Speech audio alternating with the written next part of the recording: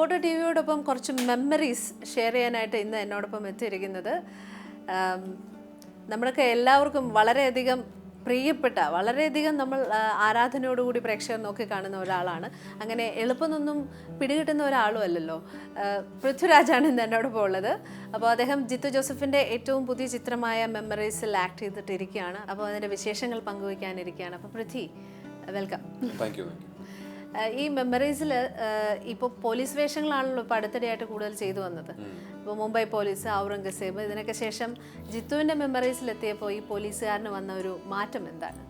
ഞാൻ എപ്പോഴും പറയാറുള്ളത് പോലെ രണ്ട് കഥാപാത്രങ്ങൾ പോലീസ് ഓഫീസേഴ്സ് ആയതുകൊണ്ട് അവർ ഒരുപോലത്തെ കഥാപാത്രങ്ങളാകണമെന്നില്ലല്ലോ. അതുപോലെ തന്നെ എൻ്റെ മറ്റ് പോലീസ് കഥാപാത്രങ്ങൾ അപേക്ഷിച്ച് നോക്കുമ്പോൾ മെമ്മറീസിലെ സാം അലക്സ് വ്യത്യസ്തമാണ് എന്ന് ഞാൻ വിശ്വസിക്കുന്നു. അത് വ്യത്യസ്തമാണ് എന്ന് പ്രേക്ഷകർ ശരിവയ്ക്കട്ടെ. പക്ഷെ എന്നെ സംബന്ധിച്ചിടത്തോളം ഇത്തരത്തിലൊരു കഥാപാത്രം ഒരു ഡയറക്ടറോ ഒരു സ്ക്രിപ്റ്റ് റൈറ്ററോ എനിക്ക് ഇതിനു മുമ്പ് തന്നിട്ടില്ല. അത് സാം അലക്സ് ഒരു പോലീസ് ഓഫീസർ ആണെങ്കിലും സിനിമയിൽ നമ്മൾ അയാളെ കാണുന്നത് ഒരു പോലീസ് ഓഫീസറായിട്ടല്ല. അയാൾ വോളണ്ടറി ലീവ് എടുത്ത് വീട്ടിലിരിക്കുകയാണ്. അയാളൊരു ക്രോണിക് ആൽക്കഹോളിക്കാണ്. മദ്യത്തിന് ഭയങ്കരമായി അടിമപ്പെട്ടിരിക്കുന്ന ഒരു മനുഷ്യനാണ്. അയാൾ ഈ ഒരു അവസ്ഥയിലേക്ക് എത്തിപ്പെടാനുള്ള കാരണം അയാളുടെ പാസ്റ്റിൽ സംഭവിച്ചിട്ടുള്ള വളരെ ഡിസ്റ്റർബിംഗ് ആയിട്ടുള്ള, അയാൾ ദൃക്സാക്ഷിയാകേണ്ടി വന്നിട്ടുള്ള ഒരു സംഭവമാണ്. അപ്പോൾ ഈ ഓർമ്മകളിൽ ജീവിച്ചുകൊണ്ടിരിക്കുന്ന ഒരു മനുഷ്യനാണ്. അയാളുടെ ഈ മദ്യപാനം ഒരു തരത്തിൽ നോക്കുകയാണെങ്കിൽ ഒരു കണ്ടിന്യൂസ് സൂയിസൈഡാണ് അയാളുടെ. കാരണം അയാൾക്കിനിയും ജീവിക്കാൻ കാരണങ്ങളൊന്നും ബാക്കിയില്ല, ഇനിയും ജീവിതത്തിൽ മുന്നോട്ട് നോക്കാനൊന്നുമില്ല എന്ന് വിശ്വസിക്കുകയും പരാജയം സമ്മതിക്കുകയും നിസ്സഹായനാണെന്ന് സ്വയം പറഞ്ഞ് വിശ്വസിപ്പിക്കുകയും ചെയ്യുന്ന ഒരു ചെറുപ്പക്കാരനാണ്.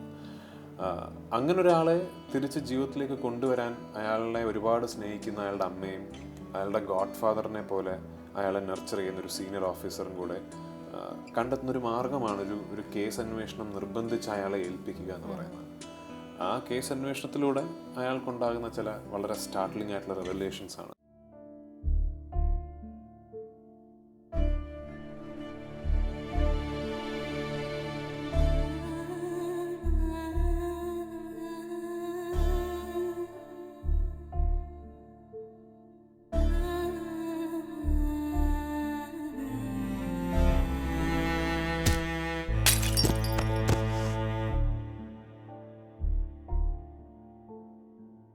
Because my life is beyond my control.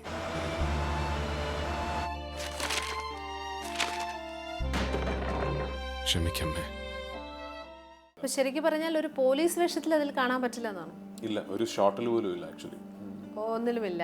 Okay, ഇതിൽ ഫാമിലി ആയിട്ട് കൂടുതൽ അറ്റാച്ച്മെന്റ് തോന്നുന്ന ഒരു കഥാപാത്രമാണെന്ന് കേട്ടു.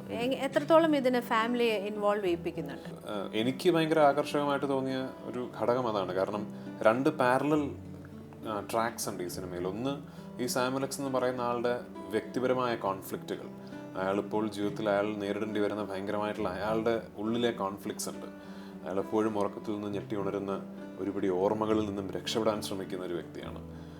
അയാളുടെ ഈ കോൺഫ്ലിക്ട്സ് എല്ലാം പ്രേക്ഷകൻ അറിയാനിടയാവുന്നത് അയാൾക്കിപ്പോൾ നിലവിലുള്ള ബന്ധങ്ങളിലൂടെയാണ്.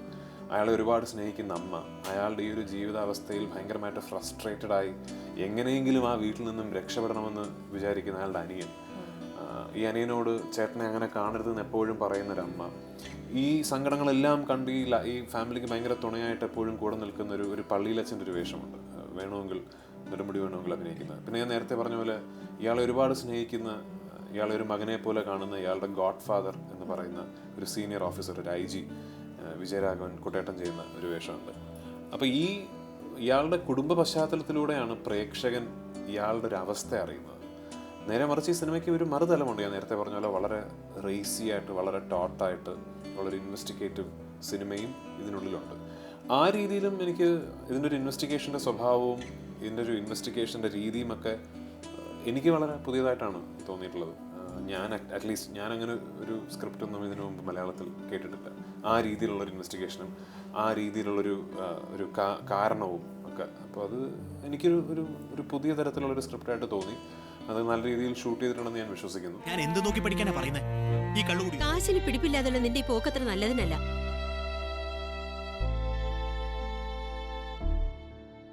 ഒരു നിരപരാധിയെ പിടിച്ചിടിച്ച് സമ്മതിപ്പിച്ചിട്ട് പത്രക്കാരോട് വിളമ്പാൻ നിങ്ങൾക്കായിരുന്നല്ലോ തിടുക്കം.